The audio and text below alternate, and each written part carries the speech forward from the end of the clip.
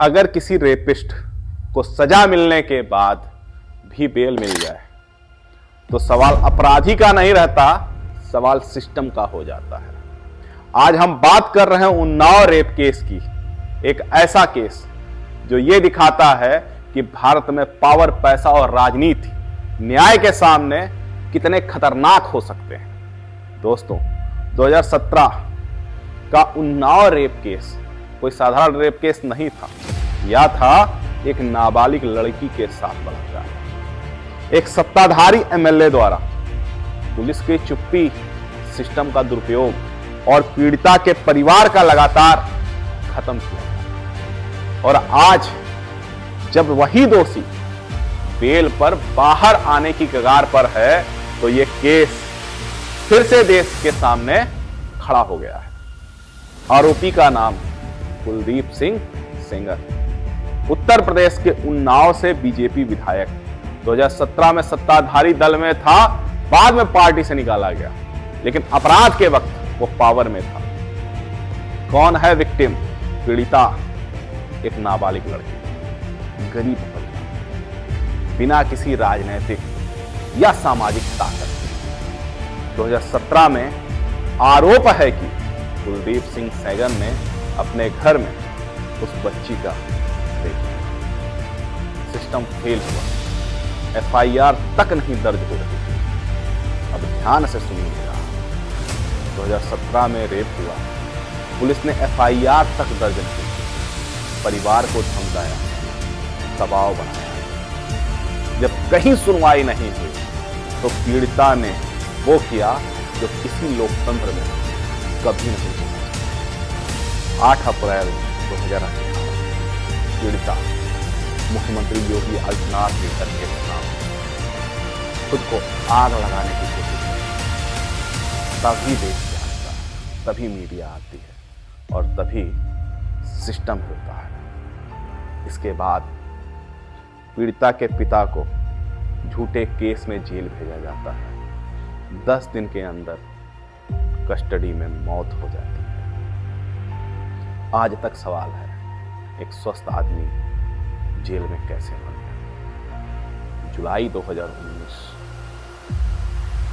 पीड़िता अपने रिश्तेदार के साथ कहीं जा रही थी, अचानक ट्रक टक्कर मारता है। पीड़िता को गंभीर चोटें आती और 2 सिर। इसके बाद सुप्रीम कोर्ट कहता है यह केस यूपी में नहीं चल सकता है, केस दिल्ली ट्रांसफर होता है और पीड़िता को सुरक्षा दिल्ली की ट्रायल कोर्ट कुलदीप सिंह सेंगर को दोषी करार। पॉस्को एक्ट प्लस आईपीसी के तहत लाइफ इम्प्रिजनमेंट केस, 10 साल की सजा पीड़िता के पिता की मौत के मामले। यह एक रेयर मोमेंट था जब एक ताकतवर नेता को सजा मिली। अब आते हैं सबसे खतरनाक मोड़ पर।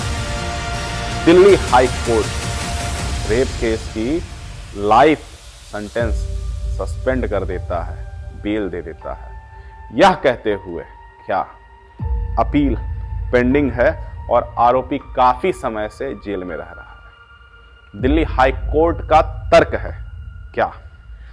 ट्रायल कोर्ट ने अपराध को एग्रीवेटेड पेंटेटिव सेक्सुअल असॉल्ट माना क्योंकि आरोपी एक पब्लिक सर्वेंट था, लेकिन हाईकोर्ट कहता है हम एमएलए को इस संदर्भ में पब्लिक सर्वेंट नहीं मान सकते हैं, इसलिए अपराध को एग्रीवेटेड नहीं नॉर्मल माना जाएगा, नॉर्मल असॉल्ट माना जाएगा। यहीं से बेल का रास्ता खुलता है। बेल के बाद पीड़िता इंडिया गेट पर प्रोटेस्ट करती है और वह कहती है his bell is like a call for us, मतलब अगर वो बाहर आया तो जान का खतरा। आज की तारीख में कुलदीप सेंगर पूरी तरह रिहा नहीं हुआ क्योंकि 10 साल की सजा अभी बाकी है, लेकिन अगर उनमें भी बेल मिल गई तो बाहर आ सकते हैं। देश भर के विरोध के बाद सीबीआई सुप्रीम कोर्ट जाती है, बेल को चैलेंज करती है। कौन से ग्राउंड पर? और वह ग्राउंड है अपराध की गंभीरता पर, विक्टिम सेटिस्फाई पर, पब्लिक इंटरेस्ट पर और आरोपी कन्विक्टेड है, अंडर ट्रायल नहीं। यह केस सिर्फ उन्नाव की लड़की की कहानी नहीं, यह कहानी है पॉलिटिकल पावर एब्यूज की, सिस्टम फेलियर की, डिलेड जस्टिस की। अगर एक नाबालिग रेप केस में दोषी ठहराया गया एमएलए बेल पर बाहर आ सकता है तो आम लड़की न्याय पर भरोसा कैसे करे? और अगर ये न्याय है तो अन्याय किसे कहते हैं?